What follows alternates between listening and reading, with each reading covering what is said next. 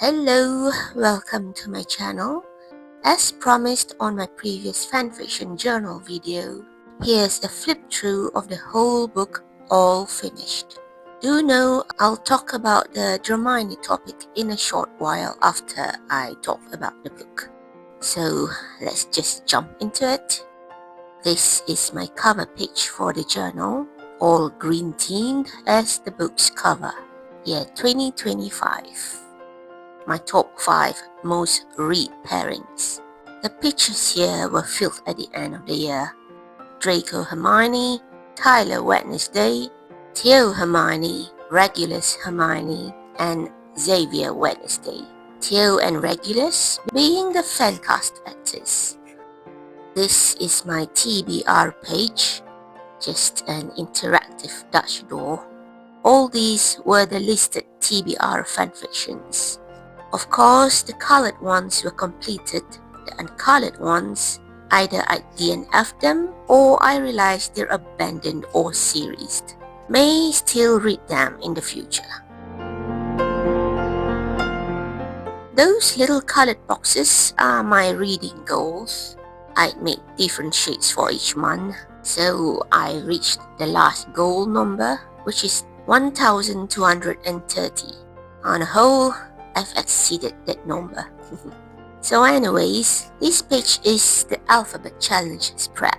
Listed all the alphabets accordingly and filled up whichever first fanfiction that starts with a specific alphabet in the title.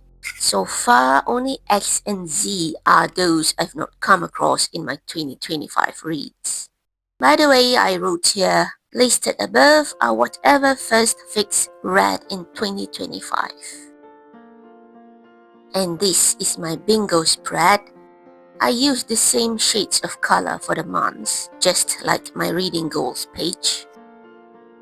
I didn't manage to fill 6 boxes though. Those that I bingoed, I wrote the completed month on the sides and tops there. Likewise on the other page. So far, couldn't manage any diagonals here. So let's start with the first month of the year. There'll always be a month cover page. I also like to have these flat windows, covering my favorite monthly quotes. So the pie charts here, ratings, tropes, and stars. Here's the month's total fics read, longest chapter read, and shortest fic read. That's my favorite and least fics of the month. This is my DNF spread, a short form for did not finish. Quite a lot for this month. I record the index number, title, author, pairing, platform, tropes, ratings, fic type, date ended, and of course, the reason I stopped. I know, this whole page can fill up to 31 fanfictions. And here comes my reading log. I have been able to fill all of them so far in 2025. I wrote at the top there, if colored, it's reviewed. So whichever index number that's colored, I had reviewed them. So basically, I listed the title, author, platform, rating, pairing, trope, stars, core pile, start date, end date, type, number of chapters, and words. That's another page of the reading log. Oh yes, I would randomly tape the middle spine of my journals, mainly to protect it from the eventual bug at the end of the year. I've had bad experiences with past journals, so lesson learned. I know this book would have fallen apart if I hadn't done all these initial reinforcements. And here's the third and last page of the reading log. Each monthly reading log has a maximum of 103 fanfiction space. And like I said, the whole year, I managed to fill all 103 logs. And here come the review pages. Those earlier colored index numbers correlated to these. More visual. I listed the title, author, stars, and of course, my short review. Those tiny green dots are the index numbers, so I know where to refer to in the log. Likewise, the same layout for more such reviews.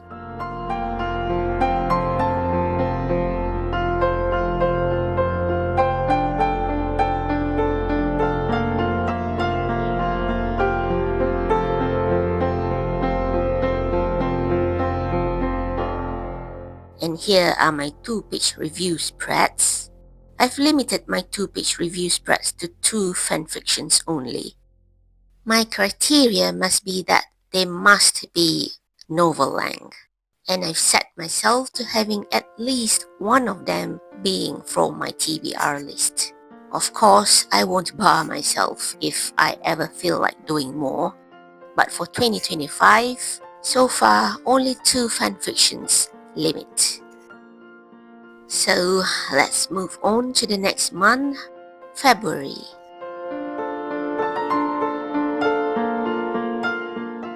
For those poor shallow-minded haters who say most Dramione shippers only ship Draco and Hermione because of Tom Felton and Emma Watson,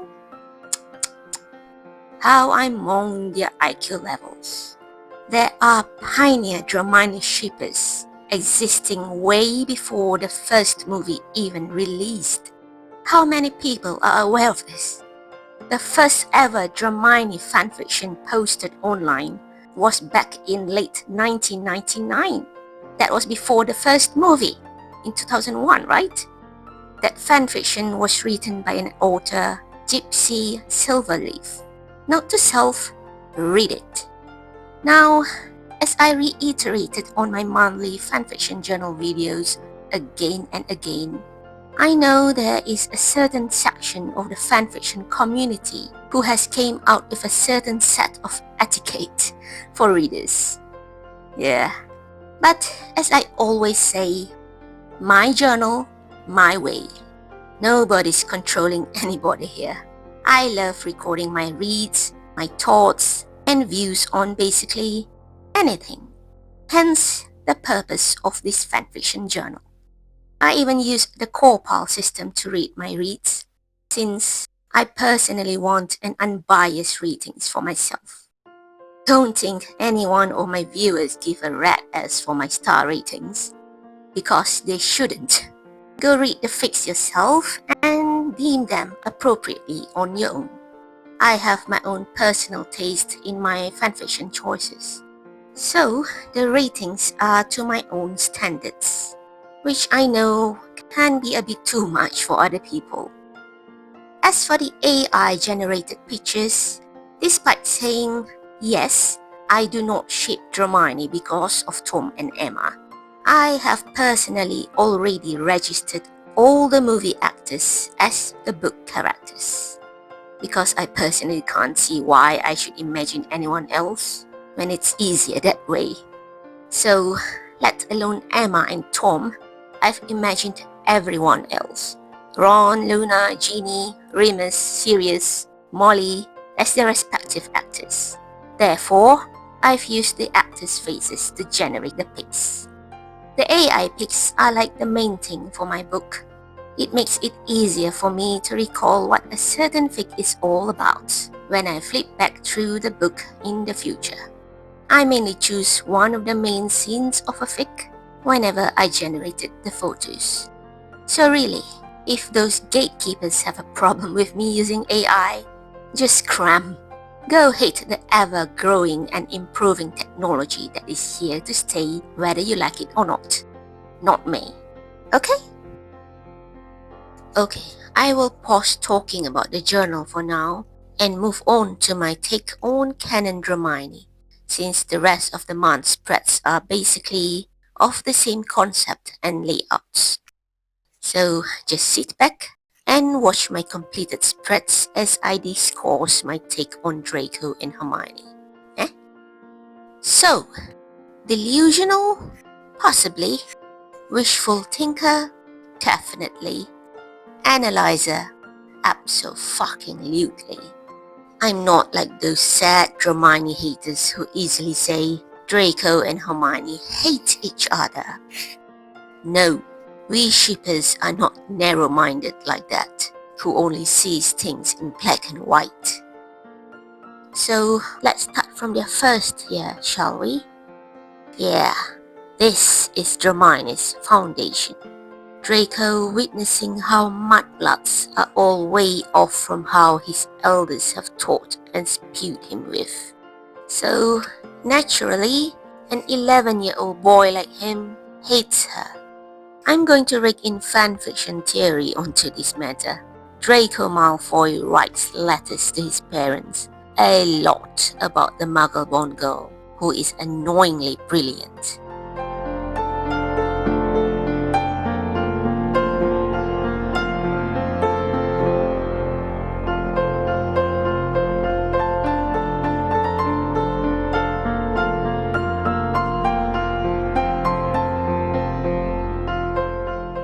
Jumping to second year, sure it's not in the books, but in the movie, Lucius Malfoy mentioned how Draco's told him all about her, including of course, her parents. So much so, he even recalled her name. While for the redheads, there are too many for him to even bother to learn their names. I felt whatever transpired between Draco and his parents in the summer after his first year made Draco even more annoyed with Hermione, thus calling her a mudblood. I mean, as an egoistical boy, he hated that a girl, especially someone who he is taught to be beneath him, looked so lowly at him, insinuating that he had no talent in Quidditch, having to buy his way in. So that mudblood comment to me was definitely his retaliation at her thinking so less of him. Later in the year, Draco was even more hateful to her, even wishing her death. Believe me, I have personally faced it firsthand when I was around that age in school. A boy who fancied me, but I never gave him the time of the day. So in front of me with his friends, out of random, he said he wished he could kill me. Not going to elaborate on that, just something I'll never forget 3 decades after. So I guess it's boy psychology. In Draco's situation, he's still unaware of his fascination with Hermione. Just that he hates how she takes up a lot of space in his mind when she couldn't even be bothered with him, making him hate her. There's of course the popular movie theory where Draco tore the page from the book in fluorescent blocks.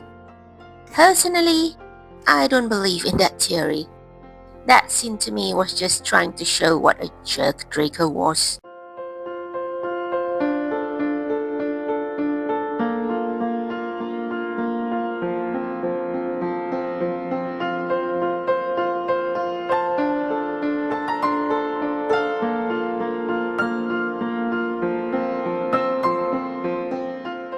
By the way, I covered this pic because it is R-rated.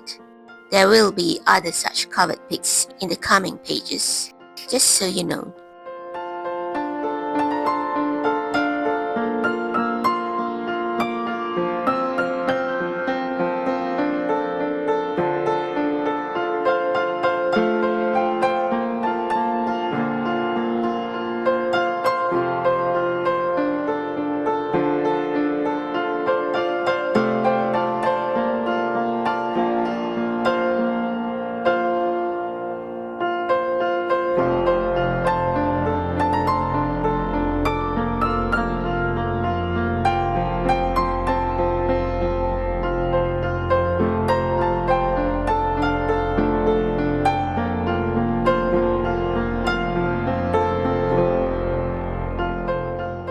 So, moving on to the third year, the very year I feel an anvil was dropped on Draco's head, or in Hermione's term, face. Sure, he was mean as usual throughout the year, but ramming straight to the slap, or in the movie's case, punch on Draco's face. That's when I truly believe changed Draco's view of her. A bruised ego, yes. And come on, most us Potterheads here leave the world for already or almost 4 decades now. We all know what happens after we go through a face-to-face fight.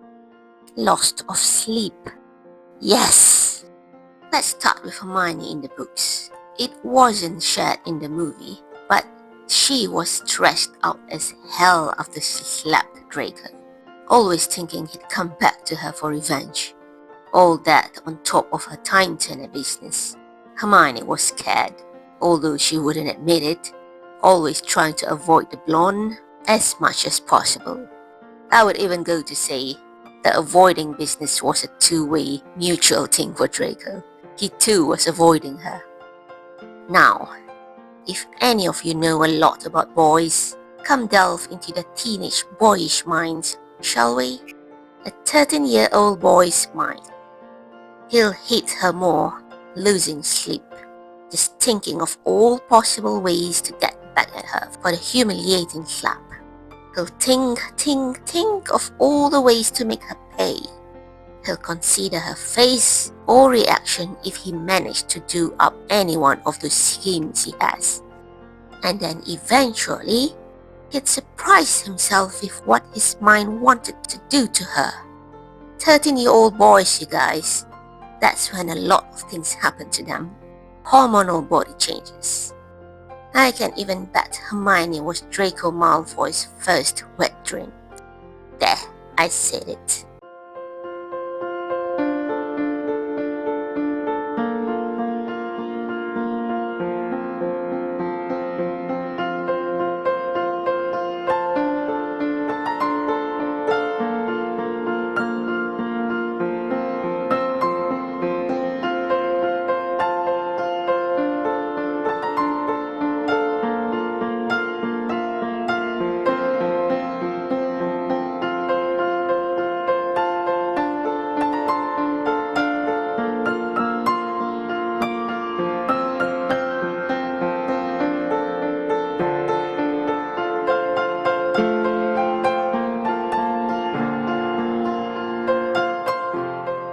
Now, the fourth year. From the start, the warning / advice Draco gave to save herself from the World Cup. Sure, it was said in a mean way, in his own Dracoish way, but why would he even bother to say it out loud? To me, it really seemed like he was trying to tell her to save herself quickly, that she is in danger. Growing up with certain people for 3 years, yeah, you tend to still learn to care for them. Then in Hogwarts, those badges. Come on, going further into the books, you cannot help but realize Draco has taken notice of Hermione's works. The first attempt at copying is this 4th year. Hermione made those SPEW badges, distributing them to as many people she can get. Pretty sure Draco must have come across one, only to later make his own share of badges to humiliate Harry Potter with those Potter Sting badges. I mean, come on, he even offered Hermione one of his badges. Quite the influence he's starting to have on him. Then of course, the Dean Sergio spell. Notice it or not, because I certainly did, Draco was for a quick bit shocked, or might have been even silently concerned when he realized his spell had accidentally hit Hermione's teeth. Only his friends had laughed, not him. It was only later on another time he taunted her with long mollard mudblood. That too because Hermione's name triggered him to overhear a conversation of the trio, hearing she had a date for the Yule Ball. Yeah, that got his ears perked. Then of course, the Yule Ball. Oh, the one and only time non-shippers cannot deny that Draco had realized how pretty Hermione was. Finally, at the end of their 4th year in the train back, Hermione was explaining to Harry and Ron how she captured little Rita Skeeter in that jar, and far, far away, within the trio's closed train cabin, Draco Malfoy managed to overhear her voice, then braving up to slit open their cabin door to overtly compliment her. Very clever, Granger. Yes, that was book canon, people. Draco Malfoy can actually compliment Hermione Granger openly.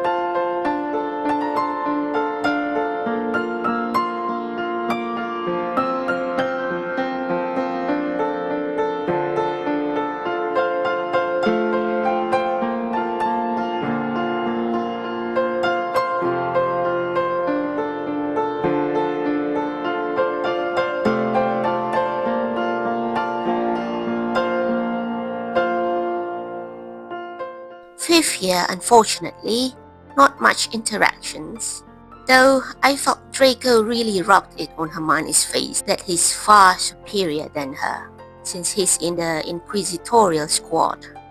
And note for note, this is the year Draco took real notice of Hermione's very impressive advanced magic, making those DA galleon coins with protein charm. So much so that he copied the idea to communicate with an imperious Madame Rosmeta.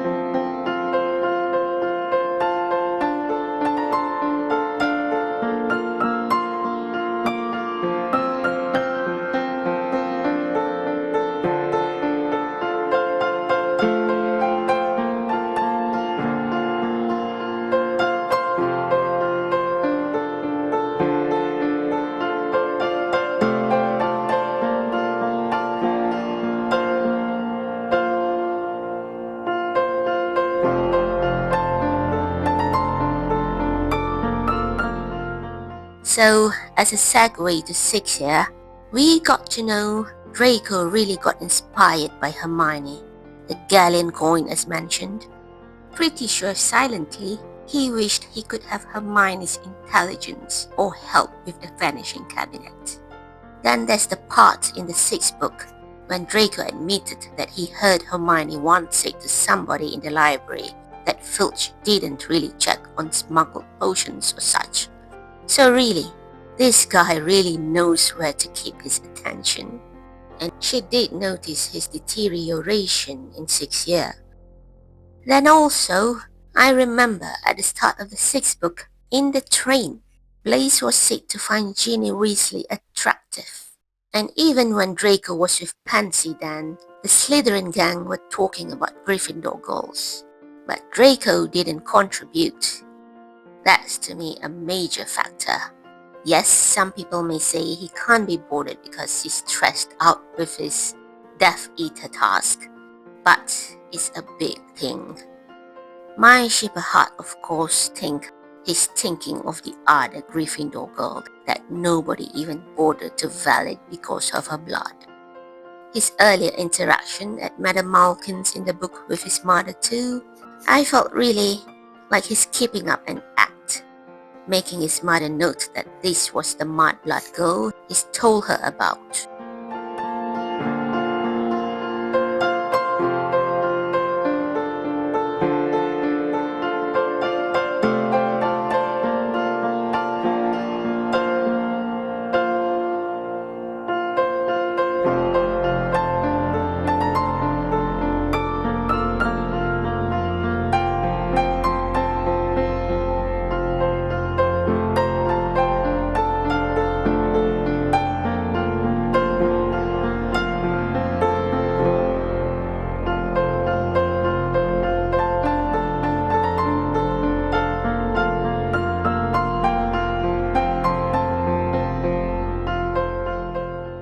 finally, the seventh and the last book, a scat-stricken Draco Malfoy. But what really intrigued me was how his mother, Narcissa Malfoy, recognized Hermione Granger explicitly. A mother taking the most interest in the girl her son's been talking in his letters, perhaps? Sure, she said she'd probably recognized her from the tailor shop and newspaper, but her excitement at getting a note from the Dark Lord made her forget of the danger and fear in everyone else, including her own son. Even in the movie, if you noticed, while Hermione was being tortured, Narcissa laid a comforting hand on Draco's shoulder as he sat looking down at the table. Why? She knew his classmate being tortured in his house takes a toll off him. Seriously, I could only imagine his turmoil when Hermione was tortured by his aunt, a classmate he's grew up together with at school for years. Also perhaps the girl he secretly had admired and fancied.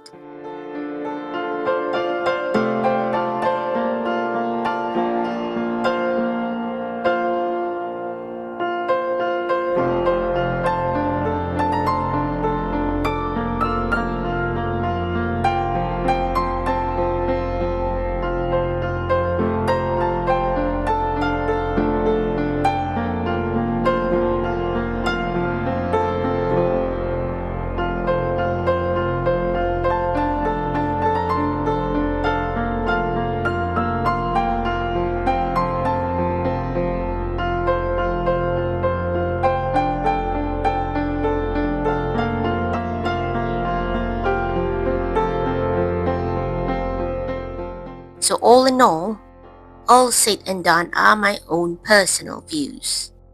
At times, I felt even J.K. Rowling didn't know the psychological effect that rendered through her characters when she wrote a certain scene, because the only POV we got was through Harry Potter's. So to me, all those Dramione haters must be as dense as him, because they only think through him. Canonly in the books, I really feel Dramione was an unexplored love story. Perhaps not love per se, but I strongly believe there was some strong feelings involved. Some attraction, mainly through my analysis, from Draco. Hermione couldn't even think of the possibility. But oh well, they're still all canonly happily married. To other people. At least for Hermione, she's happy. For Draco, the poor widower, still, for me I think there's still hope.